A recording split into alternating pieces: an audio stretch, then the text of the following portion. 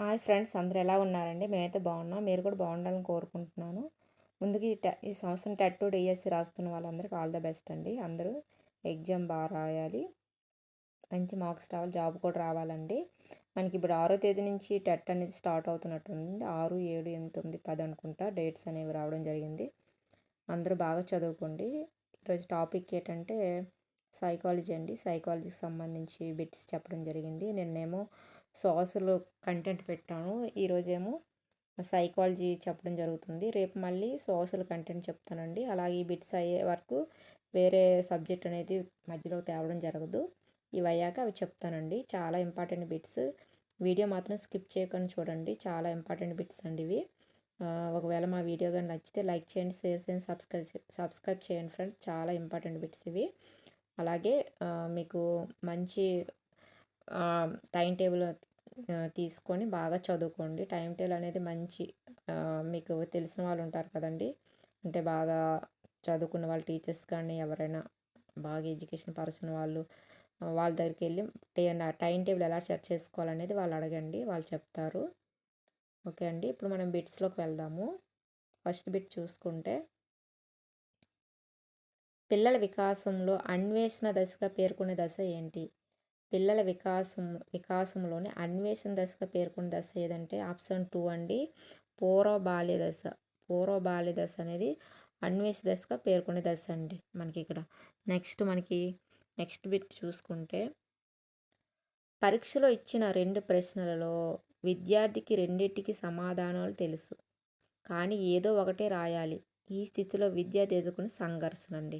ఈ సంఘర్షణలు అనేవి చూడండి, చాలా బిట్స్ అడుగుతున్నాడు. నేను ఇప్పుడు చెప్పిన అన్ని సైకాలజీ వీడియోస్లోని ఈ బిట్ అనేది ఖచ్చితంగా వస్తుందండి. సంఘర్షణ, ఆ విద్యార్థి లేకపోతే ఆ వ్యక్తి ఎలాంటి సంఘర్షణలో ఉన్నాడు, 2 సిచ్యువేషన్స్ ఇచ్చి ఆ 2 సిచ్యువేషన్స్ని ఎలా ఎలా తను సాల్వ్ చేస్తున్నాడు అని తను ఎదుర్కొనే సిచ్యువేషన్ గురించి అడుగుతున్నాడండి. చాలా ఇంపార్టెంట్, ఒకసారి చెక్ చేసుకోండి. ఇలాంటి బిట్స్ అనేది రావడం జరుగుతుంది. చూడండి, పరీక్షలో ఇచ్చిన 2 ప్రశ్నల్లో విద్యార్థికి రెండింటికి సమాధానం తెలుసు, కానీ ఏదో ఒకటి రాయాలి. ఈ స్థితిలో విద్యార్థి ఎదుర్కొనే సంఘర్షణ ఏంటంటే మనకు ఆప్షన్ 3 అండి, ఉపగమ ఉపగమ. ఉపగమ ఉపగమ అండి. పరీక్షలో ఇచ్చిన 2 ప్రశ్నల్లో విద్యార్థికి రెండింటికి సమాధానాలు తెలుసు, కానీ ఏదో ఒకటి రాయాలి. ఈ స్థితిలో విద్యార్థి ఎదుర్కొనే సంఘర్షణ ఏంటంటే ఉపగమ ఉపగమ అండి. నెక్స్ట్ మూడోది చూసుకుందామండి ఇప్పుడు మనం. హెరిడేటర్ జీనియస్ పుస్తక రచయిత. హెరిడేటర్ జీనియస్ పుస్తక రచయిత అండి ఎవరంటే ఆప్షన్ 1 అండి, ఫ్రాన్సిస్ గాల్టన్. ఫ్రాన్సిస్ గాల్టన్ అండి. హెరిడిటర్ జీనియస్ పుస్తక రచయిత ఫ్రాన్సిస్ గాల్టన్ అండి. నెక్స్ట్ మనం 4వ చూసుకుందామండి బిట్టు. టీచింగ్ యాప్టిట్యూడ్ టెస్ట్ ఈ సహజ సామర్థ్యాన్ని మాపనం చేయుటకు నిర్దేశించబడినది అంటే మనకి ఇక్కడ ఆప్షన్ 4 అండి, ఆప్షన్ 3 అండి, వృత్తి సంబంధ నిర్దేశించబడిందండి. నెక్స్ట్ మనకు చూసుకుంటే 5వది, వ్యక్తి మూర్తిమత్వంపై ప్రభావం చూపే శారీరక కారకాల్లో ముఖ్యమైనవి అన్నాడండి. మనకి వ్యక్తి మూర్తిమత్వంపై ప్రభావం చూపే శారీరక కారకాలలో ముఖ్యమైనవి ఏంటంటే మనకి ఇక్కడ ఆప్షన్ 1 అండి, అంతఃస్రావి గ్రంథులు. వ్యక్తి మూర్తిమత్వంపై ప్రభావం చూపే శారీరక కారకాలలో ముఖ్యమైనవి ఏంటంటే అంతఃస్రావి గ్రంథులండి. నెక్స్ట్ మనం ఇప్పుడు 6వ చూసుకుంటే, ఒక అమ్మాయి ఉన్నత చదువులు చదవాలనుకుంది, కానీ కుటుంబం కట్టుబాట్ల వల్ల మరొక ఊరికి వెళ్ళి చదవడానికి వారి తల్లిదండ్రులు ఒప్పుకోలేదు. ఈ అమ్మాయికి కలిగిన ఆటంకం ఏంటి అంటున్నారండి మనకి ఇక్కడ. చూడండి, ఒక అమ్మాయి ఉన్నత చదువులు చదవాలనుకుంది, కానీ కుటుంబం కట్టుబాట్ల వల్ల మరొక ఊరికి వెళ్ళి చదవడానికి వారి తల్లిదండ్రులు ఒప్పుకోలేదు.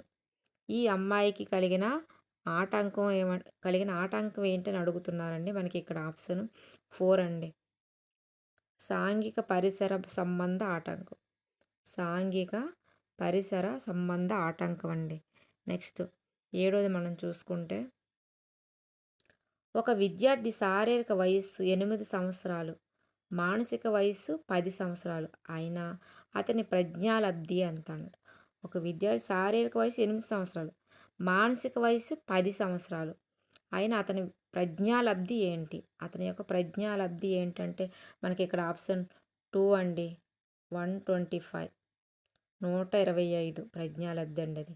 ఒక విద్యార్థి శారీరక వయసు 8 సంవత్సరాలు, మానసిక వయసు 10 సంవత్సరాలు. అయినా అతని ప్రజ్ఞాలబ్ధి ఎంత అంటే 125 అండి. 125 ఉంటుంది ప్రజ్ఞాలబ్ధి. నెక్స్ట్ మనం 8వ చూసుకుంటే వికాసం వికాస సూత్రాల అధ్యయనం వల్ల ఉపాధ్యాయుడు అంచనా వేయలేనిది. వికాస సూత్రాల అధ్యయనం వల్ల ఉపాధ్యాయుడు అంచనా వేయలేనిది అంటే మనకి ఇక్కడ ఆప్షన్ 2 అండి. పిల్లల సాంఘిక ఆర్థిక పరిస్థితులు. పిల్లల సాంఘిక ఆర్థిక పరిస్థితులు. వికాస సూత్రాల అధ్యయనం వల్ల ఉపాధ్యాయుడు అంచనా వేయలేనిది ఏంటంటే పిల్లల సాంఘిక ఆర్థిక పరిస్థితులు. నెక్స్ట్ మనం 9వ చూసుకుందామండి. 9వది చూస్తే మనకి ఇక్కడ పరీక్షల్లో కాపీ కొట్టాలనుకున్న విద్యార్థి కాపీ కొట్టడం అనైతికమని భావించి కాపీ కొట్టలేదు. ఈ సందర్భంలో పిల్లవాడి నైతిక దశ ఏంటి అని అడుగుతున్నారండి. మనకి ఇక్కడ ఆప్షన్ 4 అండి. 4వ దశ సాంప్రదాయ స్థాయి. 4వ దశ సాంప్రదాయ స్థాయి. పరీక్షల్లో కాపీ కొట్టాలనుకున్న విద్యార్థి కాపీ కొట్టడం అనైతికమని భావించి కాపీ కొట్టలేదు. ఈ సందర్భాల్లో పిల్లవాడి నైతిక దశ ఏంటంటే 4వ దశ సాంప్రదాయ స్థాయి అండి. నెక్స్ట్ మనకి 10వది రాష్ట్రంలో మొదటి ర్యాంకు సాధించిన విద్యార్థిని తన అనుభవాలను చెప్పమనడం అనేది ఏంటి అంటే అంతఃపరిశీలన పద్ధతి. అంతఃపరిశీలన పద్ధతి అండి. రాష్ట్రంలో మొదటి ర్యాంకు సాధించిన విద్యార్థిని తన అనుభవాలను చెప్పమనడం అనేది ఏంటంటే అంతఃపరిశీలన పద్ధతి అండి. వీడియో కానీ నచ్చితే లైక్ చేయండి, షేర్ చేయండి, సబ్స్క్రైబ్ చేయండి ఫ్రెండ్స్. చాలా ఇంపార్టెంట్ బిట్స్ ఇవి. స్కిప్ చేయకుండా వీడియో మొత్తం చూడండి. నెక్స్ట్ 11వది మనం చూసుకుంటే వ్యక్తి అహాన్ని వ్యాకులత, అగౌరవం, అపరాధ భావన నుంచి రక్షించే ప్రవర్తన నమూనా ఏంటంటే మనకి ఇక్కడ ఆప్షన్ 4 అండి. రక్షక తంత్రం. వ్యక్తి అహాన్ని వ్యాకులత, అగౌరవం, అపరాధ భావన నుంచి రక్షించే ప్రవర్తన నమూనా ఏంటంటే రక్షక తంత్రం అండి. మనకు ఆప్షన్ 4 అనేది మనకి ఇక్కడ కరెక్ట్ అవుతుంది. నెక్స్ట్ మనం 12 చూసుకుంటే కుక్కను చూసిన అనుభవం గల పిల్లవాడు గాడిదను చూసి దానికి కూడా 4 కాళ్ళు ఉన్నందున కుక్క అని పిలవడంలోని సంజ్ఞానాత్మక ప్రక్రియ ఏంటి అని అడుగుతున్నాడండి. మనకి ఇక్కడ ఆప్షన్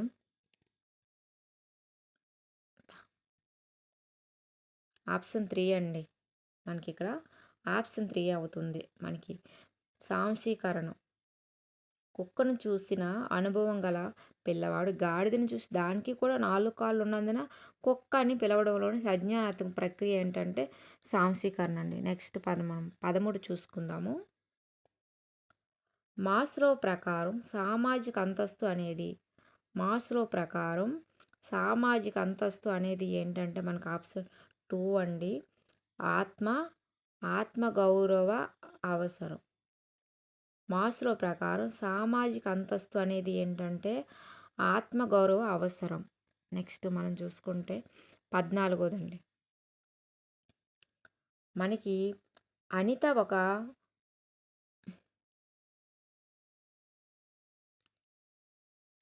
ఒక అర్ధరహిత పదాల జాబితాను అభ్యసించడానికి 40 నిమిషాలు సమయం తీసుకుంది. ఒక వారం తర్వాత ఆమె అదే జాబితాను పునరభ్యసించడానికి అరగంట సమయం తీసుకుంది. అనిత పొదుపు గణన ఎంత అనడండి. మనకి ఇక్కడ ఆప్షన్ 2 అండి. 25%. అనిత ఒక అర్ధరహిత పదాల జాబితాను అభ్యసించడానికి 40 నిమిషాల సమయం తీసుకుంది. ఒక వారం తర్వాత ఆమె అదే జాబితాను పునరభ్యసించడానికి అరగంట సమయం తీసుకుంది. అనిత పొదుపు గణన ఎంత అంటే 25%. నెక్స్ట్ మనం చూసుకుంటే 15వదండి. ఆన్ మెమొరీ గ్రంథకర్త ఏదంటే ఆప్షన్ 1 అండి. ఎబ్బింగ్ హౌస్. ఆన్ మెమొరీ గ్రంథకర్త ఎవరంటే ఎబ్బింగ్ హౌస్ అండి. నెక్స్ట్ మనం చూసుకుంటే 16వది. కిరణ్ మంచి బేస్బాల్ క్రీడాకారుడు. అతను ఇప్పుడు క్రికెట్ ఆడటం నేర్చుకోవాలనుకుంటున్నాడు.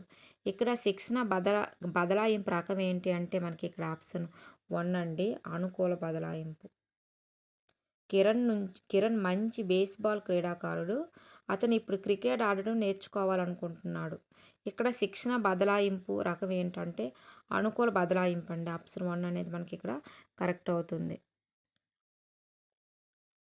17 జ్ఞానాత్మ రంగానికి చందనది. జ్ఞానాత్మ రంగానికి చందనది అన్నాడండి. మనకి ఇక్కడ ఆప్షన్ 3 అండి, ప్రతిస్పందించడం. జ్ఞానాత్మ రంగానికి చందనది ఏంటంటే ప్రతిస్పందించడం. ఇక్కడ చందనది అన్నాడు కాబట్టి ఇది వస్తుంది. చెందినవి ఏంటంటే అన్వయం, సంశ్లేషణ, మూల్యాంకనం. ఇవన్నీ కూడా జ్ఞానాత్మ రంగానికి చెందినవి. ఇక్కడ చందనది ఏంటంటే ప్రతిస్పందించడం అండి. ఇది జ్ఞానాత్మ రంగానికి చెందనది. నెక్స్ట్,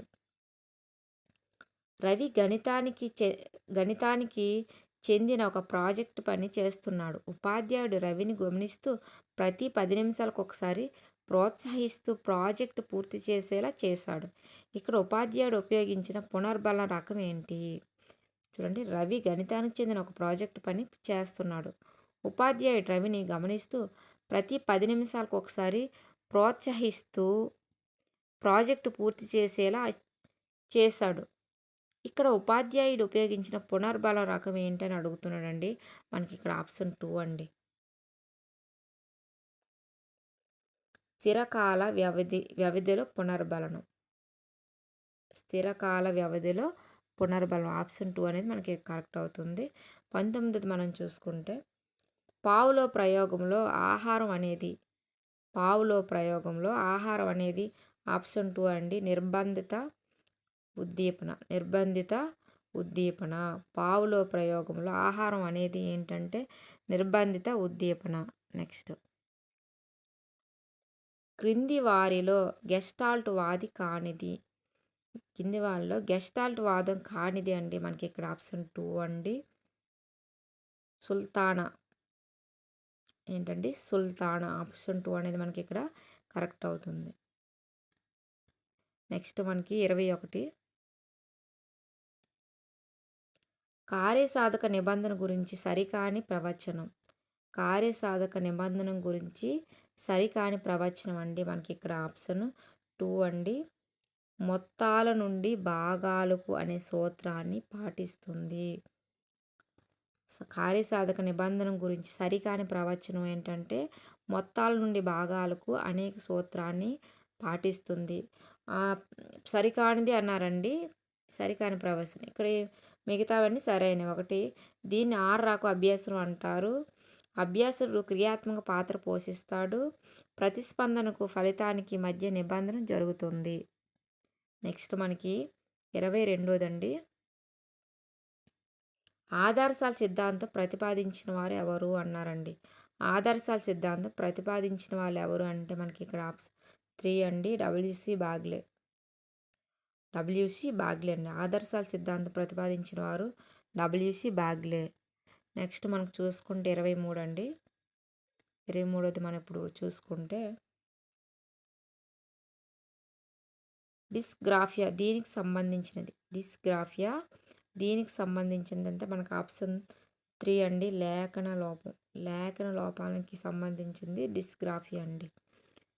నెక్స్ట్ మనం చూసుకుంటే 24, మంత్రణార్థి త్వరగా సహాయాన్ని పొందే మంత్రణ పద్ధతి. మంత్రణార్థి త్వరగా సహాయాన్ని పొందే మంత్రణ పద్ధతి ఏంటంటే మనకు ఆప్షన్ 1 అండి, నిర్దేశిక మంత్రణం. మంత్రణార్థి త్వరగా సహాయాన్ని పొందే మంత్రణ పద్ధతి ఏంటంటే నిర్దేశిక మంత్రణం అండి. నెక్స్ట్ మనకి 25వది,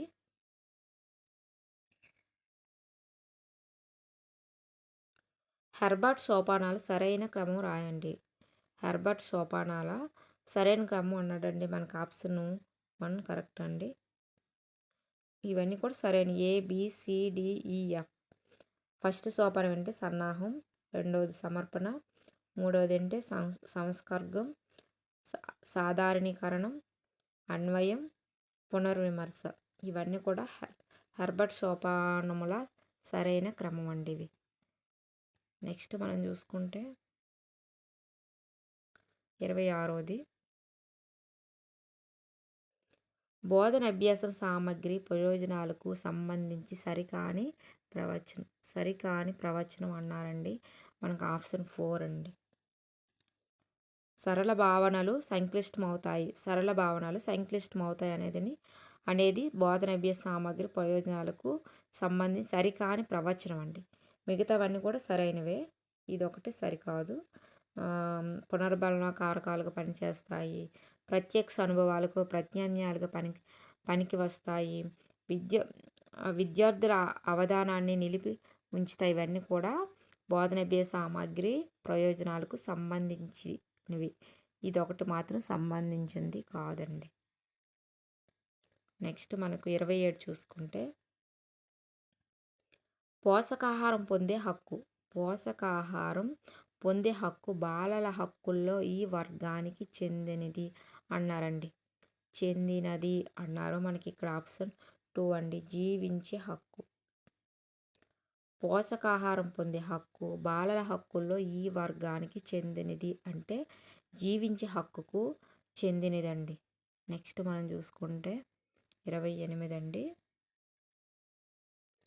జాతీయ విద్యా ప్రణాళిక చట్టం 2005 ప్రకారం 3, 4, 5 తరగతులకు ఇంటి పనికి ఇవ్వవలసిన సమయం ఎంత అని అడుగుతున్నాడండి. మనకు ఆప్షన్ 2 అండి. వారానికి 2 గంటలు. ఇంటి పని అయితే వారానికి 2 గంటలు మాత్రం, అదే హోంవర్క్ అండి. జాతీయ విద్యా ప్రణాళిక చట్టం 2005 ప్రకారం 3, 4, 5 తరగతులకు ఇంటి పనికి ఇవ్వాల్సిన సమయం ఏంటంటే వారానికి 2 గంటలు మాత్రమే మనం హోంవర్క్ ఇవ్వాల్సి ఉంటుంది. దేని ప్రకారం? జాతీయ విద్యా ప్రణాళిక చట్టం 2005 ప్రకారం. నెక్స్ట్ 29 విద్యార్థి క్షేత్ర ఆధారిత అనుభవాన్ని పొందే బోధనా పద్ధతి ఏంటి అంటున్నాడండి. విద్యార్థి క్షేత్ర ఆధారిత అనుభవాన్ని పొందే బోధనా పద్ధతి ఏంటంటే ప్రాజెక్టులు అండి. విద్యార్థి క్షేత్ర ఆధారిత అనుభవాన్ని పొందే బోధనా పద్ధతి ఏంటంటే ప్రాజెక్టులు అండి.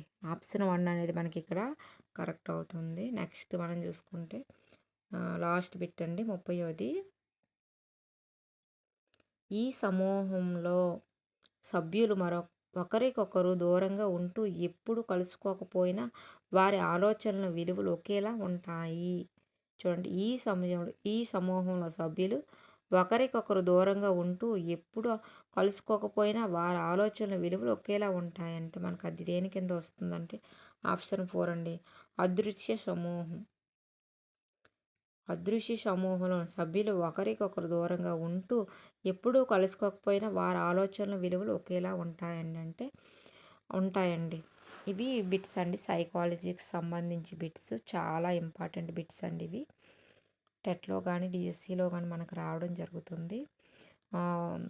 నేను అన్ని వీడియోస్ ఒకసారి చూడండి, మా ఛానల్లో చెక్ చేయండి. చాలా ఇంపార్టెంట్ బిట్స్ చెప్పడం జరుగుతుంది.